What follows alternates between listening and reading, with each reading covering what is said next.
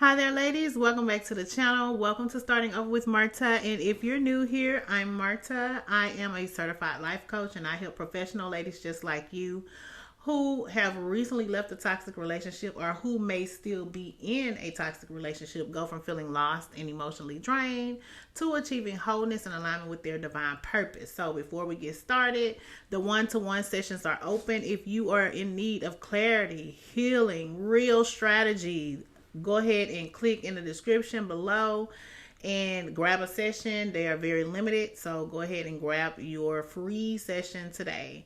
All right. Also, don't forget to download the free course. So let's dive in. There are all of the links, important links are in the description below. Let's dive in. So today is day 4 of our series, Strong Women Are a Target. And so this episode, I'm going to tell you right now, is going to ruffle some feathers, okay? It's going to ruffle some feathers because this episode is our wake-up call episode, okay?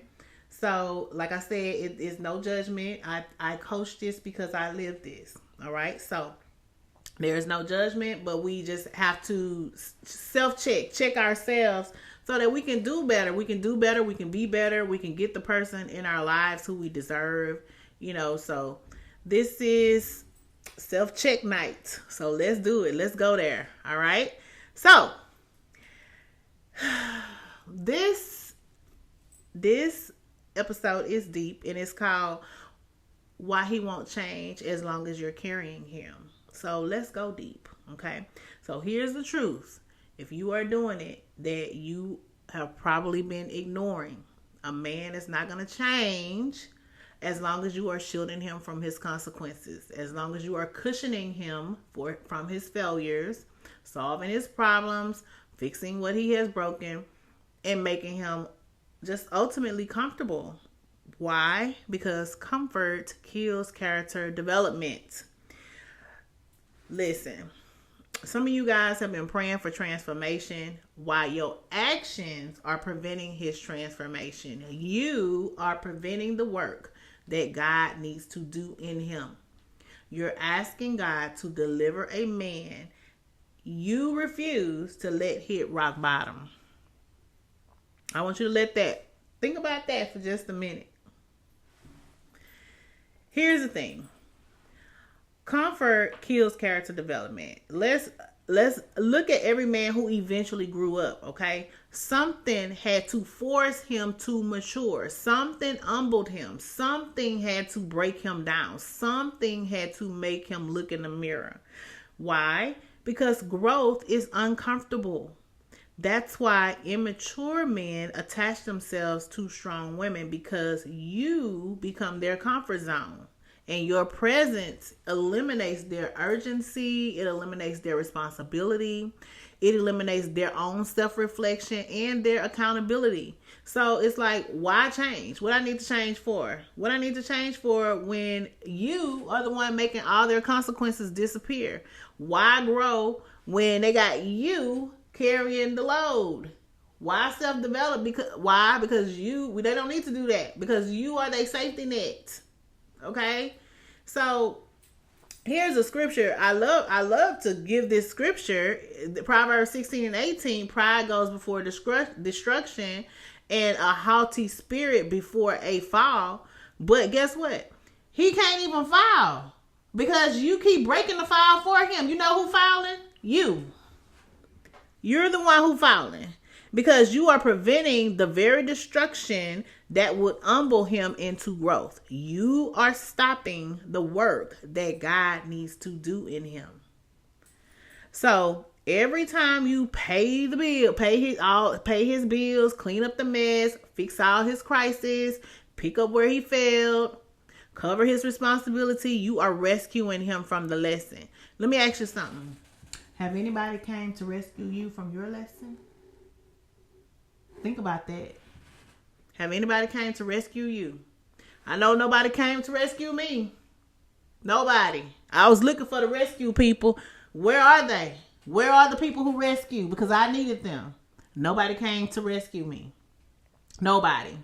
I had to make up in my mind that this this person was not going to change, and I had to step out the way so that God can begin to work on him, because I can't change him. The only person who can change him is only God has to change him, and he has to begin to do the work with them himself. So I had to step aside. Okay? When you rescue, you reinforce that, okay, well, she'll handle it. She got it. She always come through. She won't leave. That's the one right there. She won't leave. I don't need to step up.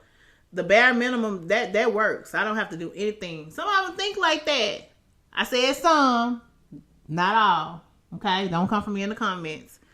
Some of them think like that though. Like, I can just slide on through bare minimum. It's all good. But and guess what? The transformation never happens. Never happens. I want you to go to Proverbs. Let me give you some scriptural context. Go to Proverbs 15:32, because it says, whoever refuses discipline despises himself. He avoids discipline because you protect him from it, and you are standing between him and the transformation that God has intended. So you have to get out the way. You have to get out the way and let God do his work. So here's why struggle is sometimes required for growth. Sometimes something has to be lost. There has to be a consequence after an action. Sometimes you have to sit in your discomfort. Sometimes you have to experience lack or get rejected in order for growth to happen.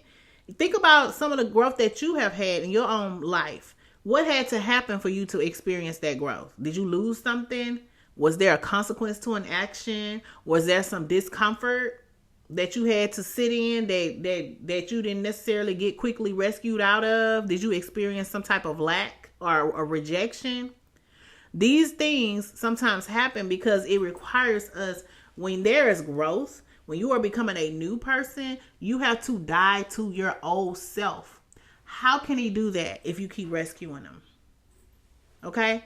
So the modern strong woman, and when I talk about strong, we talked about this in episodes 1, 2, and 3. When I talk about strong, I'm not talking about a person who is a woman who is aggressive or controlling or mean or angry or unkind.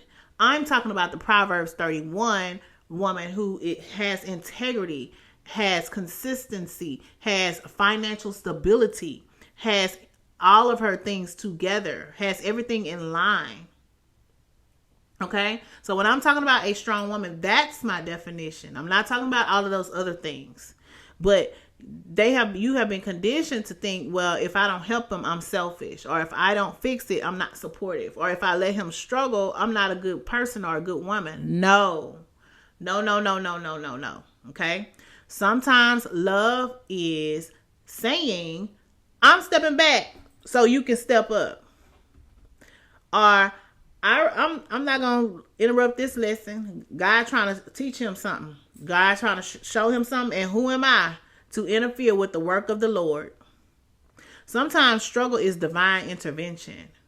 Okay? Romans 5, if you go to Romans 5, it says suffering produces perseverance, and perseverance character. If he never suffers, and that's 5, 3 through 4, by the way. If he never suffers, he never perseveres. If he never perseveres, he never gains character. But you keep shielding him from that exact process. That you are shielding him from what would make him be a greater person, a greater man. I don't know. Seems like my lighting is a little dim tonight. Let me take it up a notch. I don't know. Sometimes I feel like this lighting. Okay, y'all know I don't edit. Sometimes I feel like this lighting just, I don't know, it makes my face too shiny, and I don't know. But then when I turn it dark, it seems like it's too dark. I don't know what to do. But anyway, y'all tell me what y'all think.